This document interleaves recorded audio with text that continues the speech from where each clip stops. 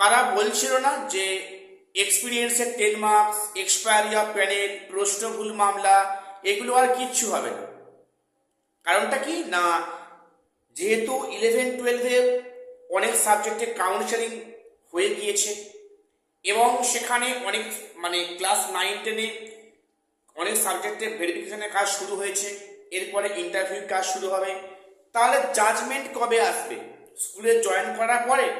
স্কুলে জয়েন করার পরে জাজমেন্ট রেজাল্ট কি হবে? যারা এই কনসেপ্টটা এখনো নিয়ে বসে আছো, আমি বারে বারে বলছি, একটু চোখ কান খোলা রাখো। তোমরা দেখো আজকে কি ঘটনা ঘটলো।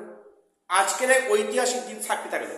কেন না, প্রায় এক যুগ পরে, প্রায় 12 বছরের পরে 2014 সেই প্রাইমারি টেট যে প্রশ্নভুল মামলায় আজকে সুপ্রিম জাজমেন্ট এলো। সেখানে কড়া ভাষায় বলা হলো প্রত্যেক ক্যান্ডিডেটকে 6 নাম্বার করে দিতে হবে। দেখো, এই মামলা কিন্তু হাইকোর্টে উঠেছিল, সিঙ্গেল বেঞ্চ, ডিভিশন বেঞ্চ, এবং প্রতিবারেই প্রাথমিক শিক্ষা সংসদ হেরে গিয়ে পুনরায় মামলা তুলে দেয় সুপ্রিম কোর্টে। সেখানে আজকের সেই জাজমেন্টটা এলো।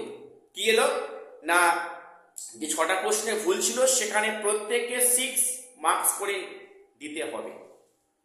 তাহলে দেখো, সেই 2014, এই 2026, 10-2-12 বছর, এক যুগ।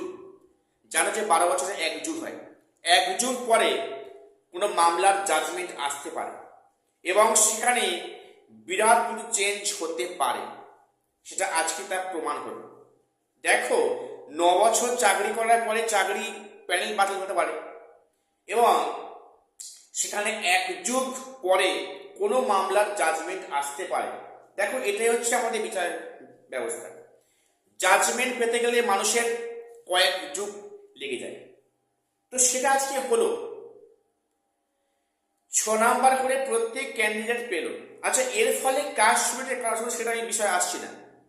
তো একটা মামলার জাজমেন্ট এলো কি না, তাহলে এক্সপিরিয়েন্সের 10 মার্কস, এক্সপায়ারি অফ প্যানেল, প্রশ্ন ভুল মামলা, রুল চ্যালেঞ্জ মামলা, হ্যাঁ, এইগুলো যে জাজমেন্ট পরে আসবে না, একেবারে যারা হাল ছেড়ে দিচ্ছ, যারা নেগেটিভ কথাবার্তা বলছো, এগুলো কেন? আজকে কি প্রুফ হলো? প্রুফ হলো তো? তাহলে দেখো, আমি তোমাদের আবারও বলছি, এক্সপিরিয়েন্সের 10 মার্কস কিন্তু বিষয়টা একটা মারাত্মক জাজমেন্ট আসবে আগামীতে, আমি বলে রাখছি। তো শুনে রাখো, যেহেতু এই মামলা সুপ্রিম কোর্টে পুনরায় লিস্টেড হয়েছে, এই মাসেই শুনানি আছে, সেটা শুনানিতে কি হয় সেটা দেখো। হাইকোর্টে তো লম্বা টানা 3 মাস সময় দিয়েছে, তাই বাধ্য হয়ে ফেসারা গিয়েছে সুপ্রিম কোর্টে। তো দেখা যাক না কি আসে। দেখো, ভারতের বিচার ব্যবস্থা এটা বৈশিষ্ট্য যে এখানে কিন্তু প্রচুর বছর চলে যায় একটা মামলার বিচার পেতে। হ্যাঁ কি না, 10 মার্কসটা কখন যোগ হবে, ইন্টারভিউ আগে না পরে, সেটা হ্যাঁ কি না বলতে গিয়ে এতগুলো মাস কেটে গেল। জানি না আরো কতগুলো মাস কি বছর কাটবে। এটাই হচ্ছে আমাদের জুডিশিয়ারি সিস্টেম। তাহলে আমাদের প্রত্যেকের আস্থা আছে বিচার ব্যবস্থার প্রতি, থাকা উচিত একজন নাগরিক হিসাবে। তো এখন যারা হাল ছেড়ে দিচ্ছ না, নয়, যেখানে কোর্ট বলে দিয়েছে এবং নিয়ামক সংস্থা এসএসসিও বলেছে যে এই মামলা যারা জয়েন করছো তাহলে কিন্তু ভাগ্য ঝুলে আছে হাইকোর্টের ফার্দার জাজমেন্টে বা ভারিত্বের উপরে। এই কথাটা এমনি বলা হয়নি, বিষয়টা হালকাভাবে নিও না। এই যে যারা নিয়োগ হচ্ছে, স্কুলে যারা জয়েন করবে আগামীতে, আমি জানি না যে ভাগ্য কোথায় গিয়ে ঠেকবে, আগামীতে কি জাজমেন্ট আসবে। 10 মার্কসটা কিন্তু একটা মারাত্মক অভিযোগ। এখানে সংবিধানকে ভায়োলেট করা হচ্ছে এবং সেখানে গেজেটে বলা আছে এটাই কি, যে সেখানে লিখিত পরীক্ষা, একাডেমিক্সে পরে যে ইন্টারভিউ, তারপরে সেই 10 মার্কস যোগ করা হবে। কোথাও বলা নেই যে 10 মার্কসটা লেখা পরীক্ষায় একাডেমিক সেশন যোগ করে ইন্টারভিউ পাঠানো হবে, এটা মারাত্মক অভিযোগ, গেজেট ভায়োলেট করা হয়েছে। এই মামলা কিন্তু সহজে